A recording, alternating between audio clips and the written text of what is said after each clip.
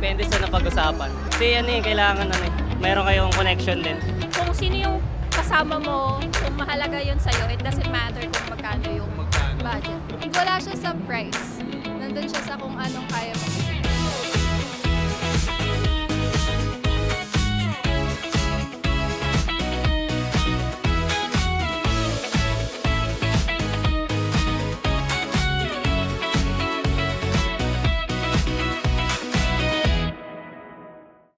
Sa date naman, hindi laging pera yung currency. For me, currency din yung effort, yung planning, and yung respect sa time ng isa't isa. Kasi may date na mahal, pero empty. And it feels like a show rather than a getting to know. May date naman na simple, pero ramdam mo that you are being cared for. Ladies, para sa inyo, magkano dapat ang budget sa isang date? 1.5. 1.5. Kasi marami pa kasing kunyari, bibili pa ng mga yung kunyari, may umiling yung mga babae. Okay. Parang bibili ng lalaki yon. Siyempre, yung lalaki nagpapabride, di ba? Asa naman yung babae. Tapos kakain kayo kung saan yung mas talagang Kasi na ba yun? elegant. 1.5? Hindi nga eh. Ano yung 1.5? Mga 2-piece meal chicken ba yun? Anong magkakasya? Grabe na. Hindi naman yun. Parang lang yun, kunyari. Siyempre, practical naman din ngayon. Practical. Parang sa McDo, ganon. Okay. So fast food. Kasi mas more on memories kasi sa Nagmamatter ba yung kasama sa date kaysa sa presyo? Siyempre po, more memories kasi sa Paano kung budget niya lang 500? mas okay pa rin po yun. Kasi nga, siyempre, alam naman na parang di ganun kalaki yung pera ng isang lalaki. Intindihin na lang. Hindi niya kung gusto mo yung lalaki. Ay, paano pag di mo gusto yung lalaki? Guys, para sa inyo, magkano dapat ang budget sa isang date? Magandang dapat ng budget ang gusto mo sa isang date. Siguro po, sa ngayon bilang student, 50-50 muna. Kasi wala pa naman, since wala pa kaming work, so siguro mas okay muna yung 50-50 po. Pero magkano? Round. Siguro, Like ngayon, magkano budget mo yun? 500? Oh, 500. 500 po. 500. As a student pa lang. As a student. For you guys, mas importante ba yung budget or the experience? Siguro experience po, since minsan na mangyayari. Kasi yung pera naman nababalik naman yun. Bro, para sa'yo, magkano dapat ang budget sa isang date? Depende sa napag-usapan. Depende sa napagsapan. Kasi kailangan meron kayong connection din. Pero right now, magkano yung nilaan mong budget or nilaan yung budget para sa inyo? Kami, tig 1K po. Siguro kayo, laki Pinag-ipunan din kasi po namin. Tapos kasama na yan. Iba pa yan. Ah. Flowers. So yung 2K na yon para saan yun? Tips and for today. For the day. Nakapagkain na din. Pagkain na rin. Para sa inyo ba, nagmamatter ba yung budget or is the experience? Experience po sa amin.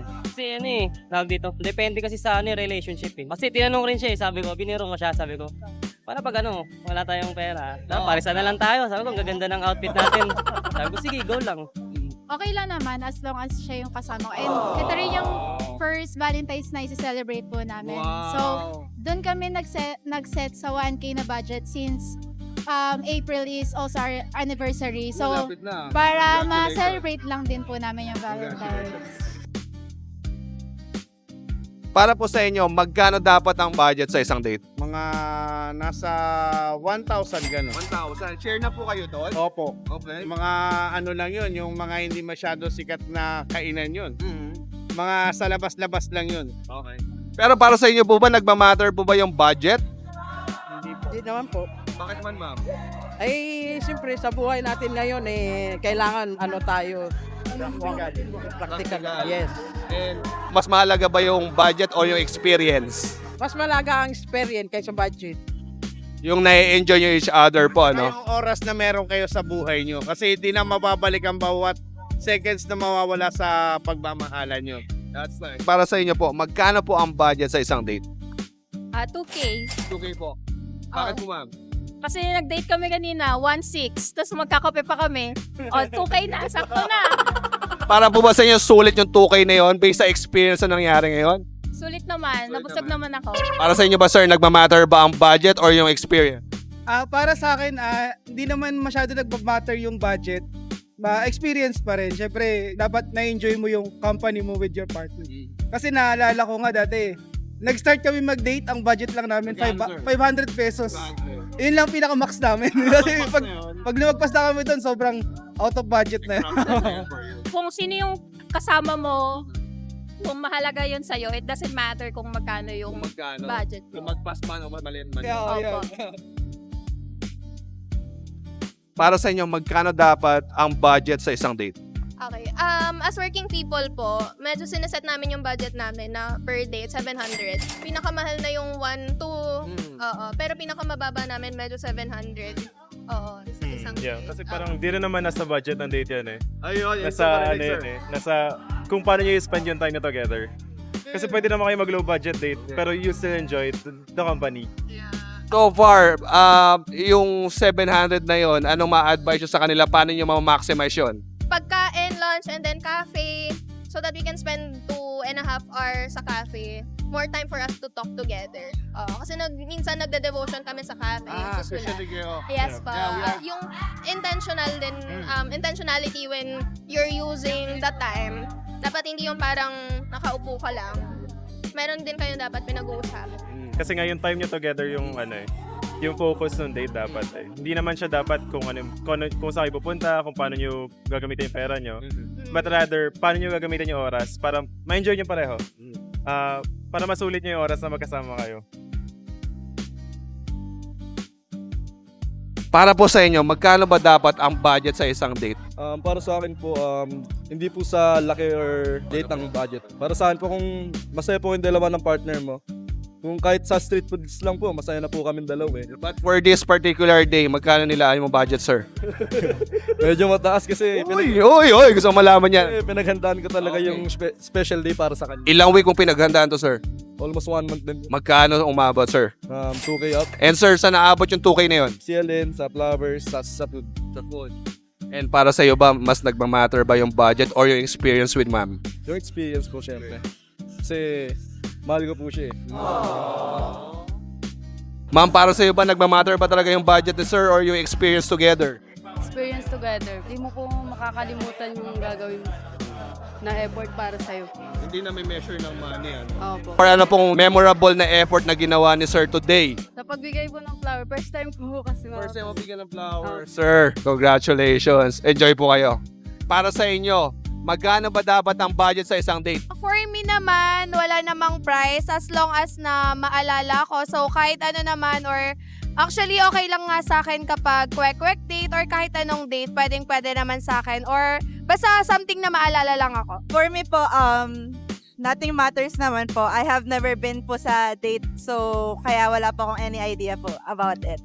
Thank you. Nagmamatter ba talaga yung budget or yung experience or memories together? Yes, actually nagmamatter naman siya since isang beses lang naman talaga mangyari sa isang taon yon. So, I think kaya naman nilang mag-effort for Valentine's Day.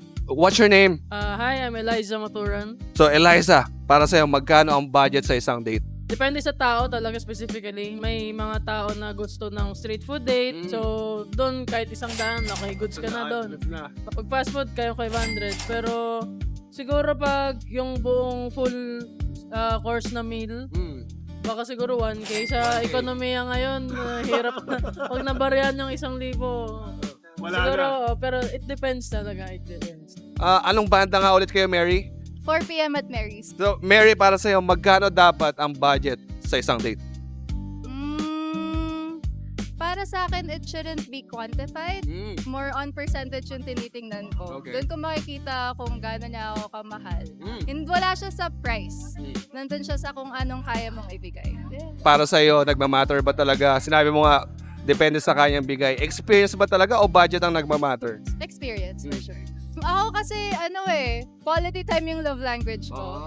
Kaya mas trip ko talaga. Doon ko nakikita eh. Siyempre, sa date mo, kasama mo, yung mahal mo. So, that's the only thing that matters for me. It doesn't matter kung magkano umabot. Malaki man o maliit. Thank you so much, Mary. Thank you din. Let's read naman yung comment section. Sabi ni Jason dito, first date, coffee date, nandyan kayo or you're there to get to know each other, hindi para magpakabusog. I like yung take ni Jason, no? Very objective. It kinda sets the mood na, ano ba pinunta mo dito? Ako? O yung food? Sabi naman ni Jun, why put a price when what matters is the moment? The memories, the things that stick to you until your hair grows gray or gone. So si Jun naman is more on the real thing. He wants to capture moments, not receipts. I like it. Sabi ni Tin, if strangers like first meet or date, 1K na and KKB.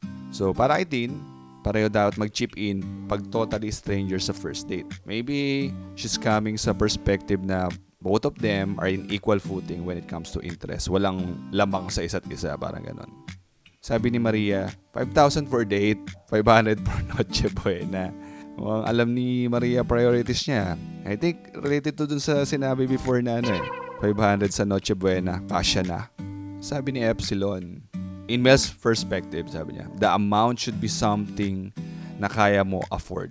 Okay lang gumastos ng mahal kung super yaman ka.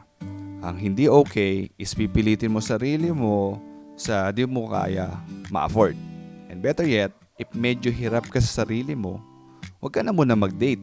Grind ka muna and build yourself up first. So si Epsi more on keeping it real and practical yung approach niya. Siyempre naman, kung hindi mo kayang panindigan yung budget na yan, just in case na magkatuluyan kayo after the date or after a few dates, baka you're setting an expectation that you can't sustain. Sabi ni Jasmine dito, depende sa anong standard ng i-date mo. True, ikaw pumili niyan eh. So, ginusto mo yung i-date, so you must live up sa standard ng ka-date mo. Non-negotiable yun, bro. Hindi mo pwedeng ibaba yun. Sabi ni Ange, depende sa ganda ng babae. Pag mas maganda, mas malaki. Mukhang alam ni Ange yung gusto niya. Very decisive. Sabi ni Tita Ganda, may budget kayo? Kapareho natin si Tita Ganda. Kung may takeaway ka today, maybe ito yun. Budget's not a measurement of love. It's the measurement of planning, the priorities, and respect for each other's time. So date within your means, communicate mo early, and choose yung experiences na tunay ka makakonect sa date mo. Ikaw, magkano ang tamang date budget? At bakit? Practical ba yan? Or pang flex lang?